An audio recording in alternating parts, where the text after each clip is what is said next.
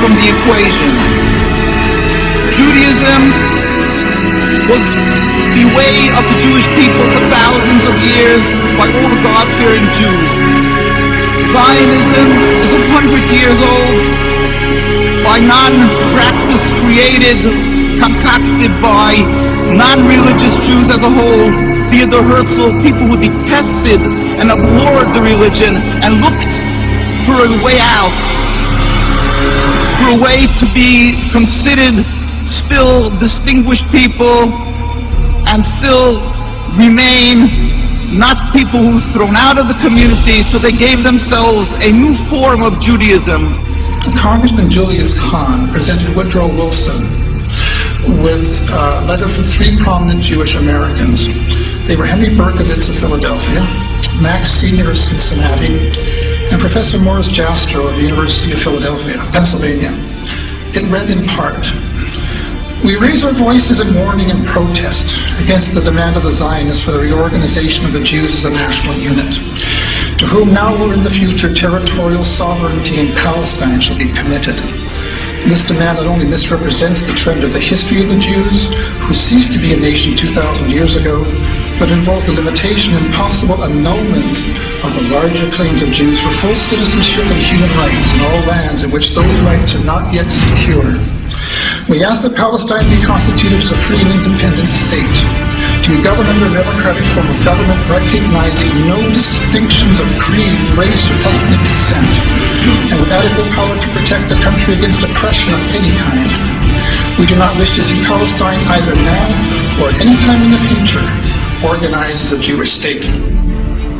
The Torah is very clear in that when there was a decree of exile for the Jewish people 2,000 years ago, we were expressly told by God that we are forbidden to try to recreate our own establishment, our own entity. We are forbidden to have a state. Even in an uninhabited land, we must accept that our being expelled from the land of Palestine and the destruction of the temple was not because of our physical lacking, but only because of our spiritual lacking, that we were not on enough of a high level of spirituality. The books of the prophets are open, anybody can see and read that. And we yearn and pray as a Jewish people for the day when ultimately God will end this exile that we have been sent into by He Himself without any human intervention, when all humanity will recognize the one God.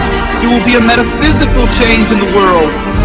As it states across from the United Nations in the conclave wall called the Isaiah Wall, that the day will come when they will beat the swords into plowshares. One nation will not pick up a sword against another nation. That is what we as a Jewish people must yearn and pray for. And until that day comes, we must be loyal citizens, exemplary people throughout the world to serve God, be subservient, and be kind-hearted, good people as God requires.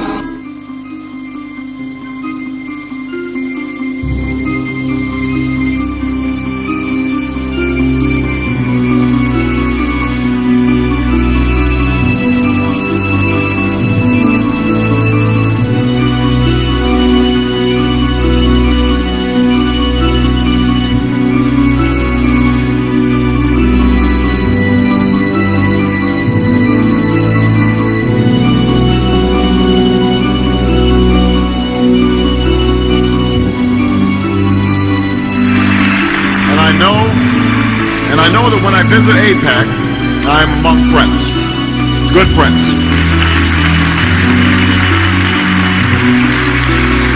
Friends who share my strong commitment to make sure that the bond between the United States and Israel is unbreakable today, unbreakable tomorrow, unbreakable forever. I have been proud to be a part of a strong bipartisan consensus that has stood by Israel in the face of all threats. Our alliance is based on shared interests and shared values. Those who threaten Israel threaten us. Israel has always faced these threats on the front lines. And I will bring to the White House an unshakable commitment to Israel's security. We know that the establishment of Israel was just and necessary, rooted in centuries of struggle, decades of patient work. But 60 years later, we know that we cannot relent, we cannot yield, and as president, I will never compromise when it comes to Israel's security.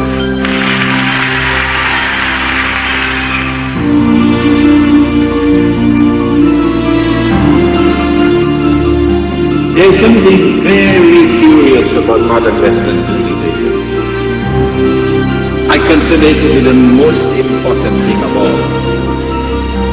What is it? Modern Western civilization has come into being as a consequence of a reconciliation, a curious reconciliation, a rapprochement between some Christians and some Jews.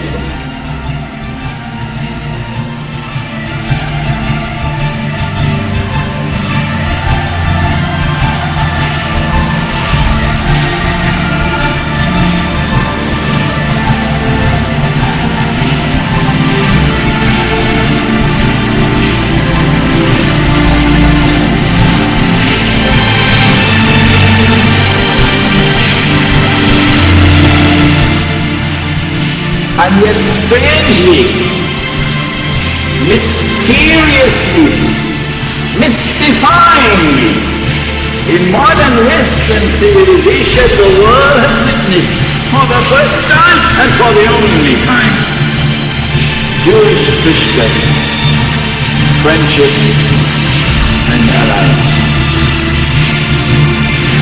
So this is not real. It appears to be. It is I used to say early on when I was a kid, I'd say, when I was a young senator, I'd say, if I were a Jew, I'd be a Zionist. I am a Zionist. You don't have to be a Jew to be a Zionist. You don't have to be a Jew to be a Zionist.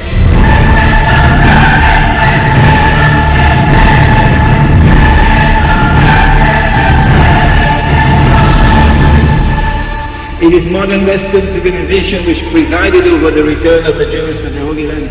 Without the modern West, they could not have done it. It is modern Western civilization which created the state of Israel. The European people did it, not the Oriental Jews. When Britain acted as the midwife for the state of Israel to be born in 1948, I believe it was 11 minutes later that the United States recognized Israel.